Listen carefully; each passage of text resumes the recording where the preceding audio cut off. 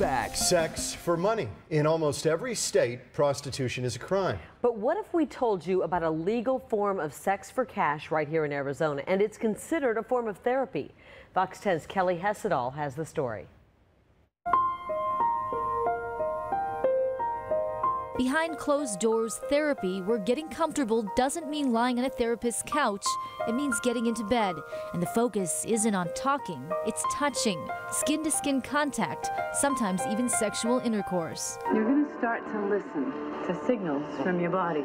That way you'll be able to have some control.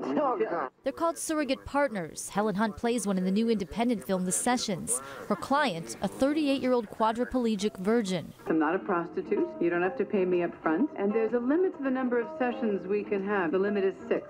Shall we get undressed?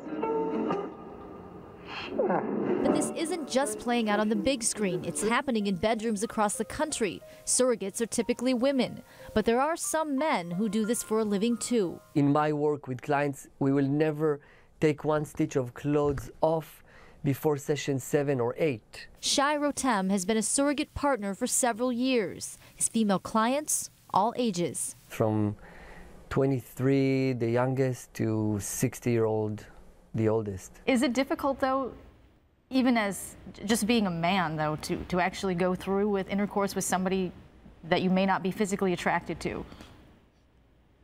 That's actually a very good question. With each and every one of my clients, I found this thing that I like about the place that opens my heart, the place that allows me to have so much compassion for them, and I know how to transform this energy into the sexual energy. According to Rotem, the pay is around $120 to $200 a session, similar to what a regular therapist charges. So how did he get into this line of work? He says a lot of his former girlfriends had sexual intimacy issues, so he would coach them.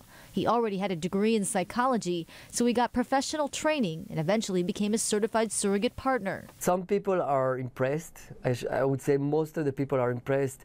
Most of the people that know me a little bit before they know this piece about myself are not surprised at all. They say, you know what, I'm not surprised. It's part of your personality, and you're very soothing. You're calm, you're relaxed, it's nice to be around you. I think there's a huge problem around surrogate partner therapy because of how misunderstood it really is. Clinical psychologist Dr. Shannon Chavez says for starters, you can't just go out and hire one. You have to get a referral from a clinical sex therapist. And oftentimes that referral is a last resort. A lot of people that go and see surrogate partners have dealt with really intense trauma, sexual trauma and abuse, and they're overcoming and healing from that. She says therapy often begins with something as simple as eye contact. From there, touching, fingertips, maybe an elbow. Women are oftentimes looking to overcome pain during intercourse. Men address issues of premature ejaculation and impotency. A lot of clients are late-term virgins. What would you say if somebody asked, why is it that something like physical touching and actual intercourse has to take place? If it's therapy, why can't it just be talking? Not all surrogate partners have sex. Intercourse is probably the smallest percentage of what surrogate partner therapy is about. The majority is really about rapport building and intimacy skill building. The profession is regulated. The International Professional Surrogates Association has a code of ethics. There are board members. Yet there's still debate over whether this is a legitimate profession. Is surrogate partner therapy just another form of prostitution? If you check out some of the headlines on the internet, they're pretty racy. Here in Arizona, though, there are no laws specifically against this kind of therapy. It's really being couched in more of that therapeutic method, and part of the therapy is sexual contact.